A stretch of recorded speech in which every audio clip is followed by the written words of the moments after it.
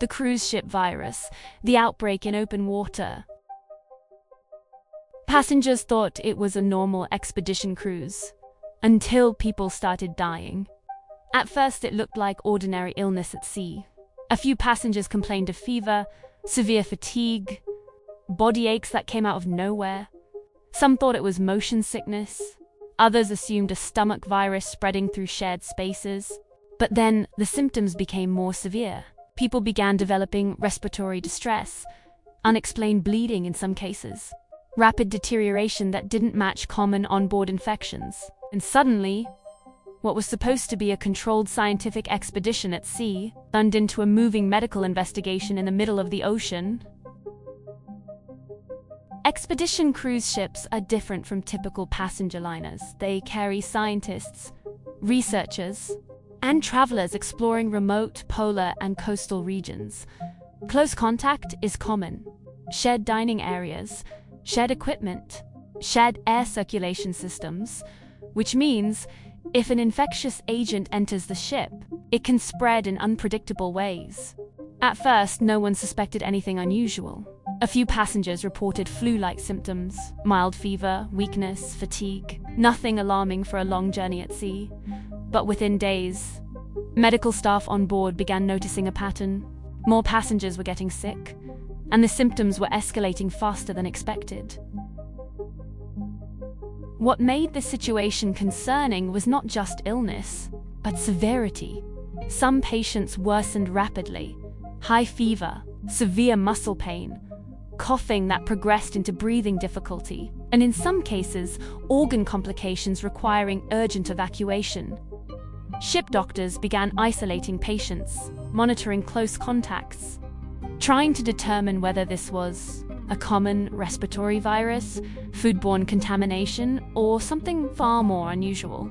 But nothing fit perfectly, and that uncertainty created fear inside the vessel. Because at sea, there is nowhere to go, only forward. As samples were eventually sent to laboratories, investigators began considering a rare but dangerous possibility: a hantavirus-like infection. Hantaviruses are typically associated with rodent exposure, inhaling particles from contaminated environments, or contact with infected droppings in enclosed spaces. In humans, some strains can cause severe respiratory illness or hemorrhagic fever, and critically, certain forms are highly dangerous and can progress quickly. But what concerned investigators in this case was the uncertainty of transmission, because in typical outbreaks, human-to-human spread is extremely rare for most hantavirus types. So when multiple cases appeared across different passengers, questions emerged. Was this environmental exposure on board? A contaminated supply chain?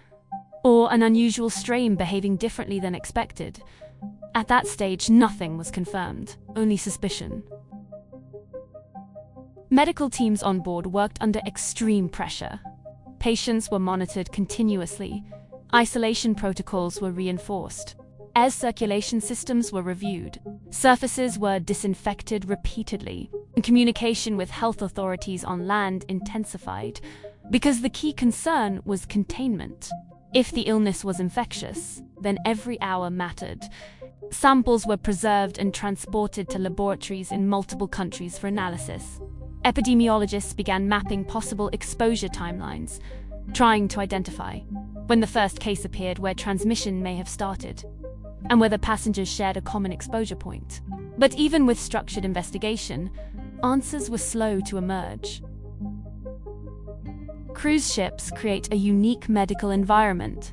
They are enclosed ecosystems, people from different countries, different immune backgrounds, living in close quarters, eating shared food, breathing recycled air, and moving through shared spaces daily.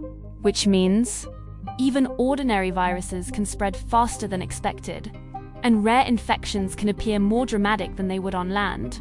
This is why outbreaks at sea often become complex investigations, because separating coincidence from true transmission is difficult in real time, especially when patients are constantly moving between decks, cabins, and shared facilities. In cases like this, the most unsettling part is not always the disease itself. It is the uncertainty. whether transmission occurred between passengers, whether the environment played a role, whether early symptoms were misread as something harmless, and whether the true origin will ever be fully reconstructed once the journey ends. Even after laboratory testing and epidemiological review, some outbreak investigations remain only partially explained. Not because science fails, but because real-world environments are messy, overlapping systems of exposure, timing, and chance. Some outbreaks are contained in hospitals, others in cities, but when illness appears at sea, it becomes something else entirely. A closed world, a moving environment, a place where distance disappears, and somewhere in the middle of the ocean.